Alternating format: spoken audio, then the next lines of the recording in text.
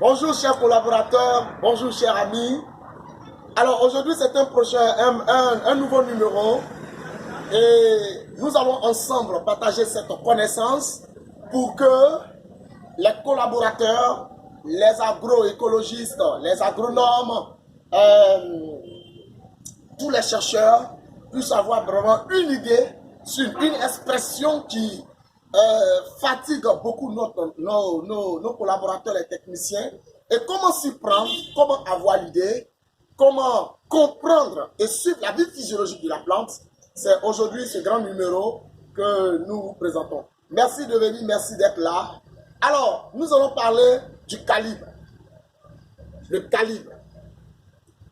Vous voyez déjà sur votre appareil les fruits qui sortent sur cette espèce qui est Solanum lycopersicum, variété Cobra 16. Il s'agit de quoi? Il s'agit des fruits. Vous voyez une disproportion des formes. Il y a des formes qui sont bien grands, vous voyez, ce qu'on appelle le grand calibre. Il y a des formes moyennes, voilà, qu'on appelle le calibre moyen. Et il y a des formes petites, qu'on appelle le calibre petit, qui sort sur vos appareils. L'ensemble de ces calibres-là se retrouve sur un pédoncule fructifié, dont l'ensemble constitue ce qu'on appelle la grappe. Et cette grappe peut se répéter plusieurs fois sur la plante lorsqu'on constate que la plante a produit. Quand on voit qu'elle a produit, elle a donné beaucoup de fruits, alors on voit ces grappes-là répétées sur la plante. Alors, le plus important, ce que vous devez retenir dans cette affaire, est que la plante a une masse qu'elle peut supporter. Même chose comme l'être humain. Les os de l'être humain ont une masse que l'homme peut supporter.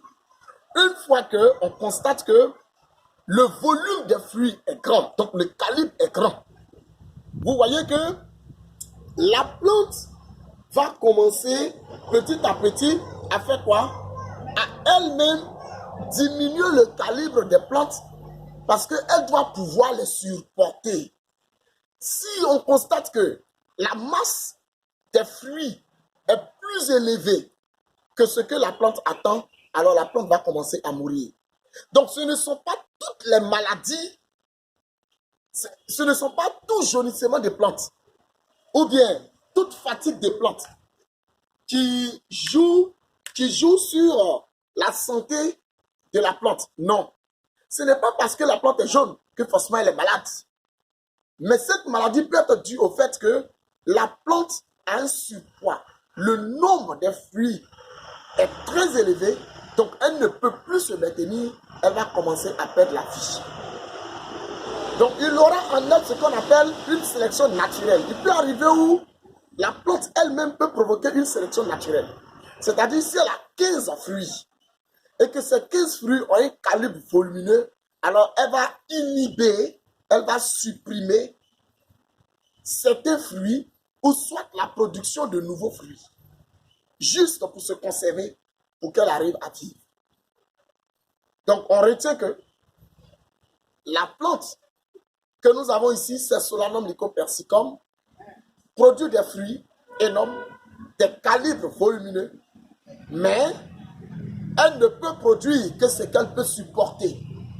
Au-delà, soit elle crée une sélection naturelle, les fruits meurent, ou soit elle-même elle meurt.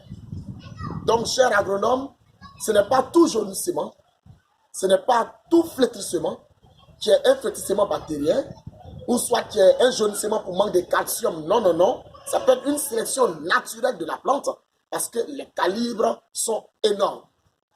Merci de nous suivre comme d'habitude. Merci de prêter attention à nos explications et nous croyons que nous allons nous retrouver plus tard. Nous nous retrouvons dans un potager que nous suivons ici à Makori Bietri. Nous pouvons aller chez vous pour aller suivre également les spéculations, même chez vous au salon, dans votre maison, pour vous aider à consommer du bio. Merci et à très bientôt. Ciao.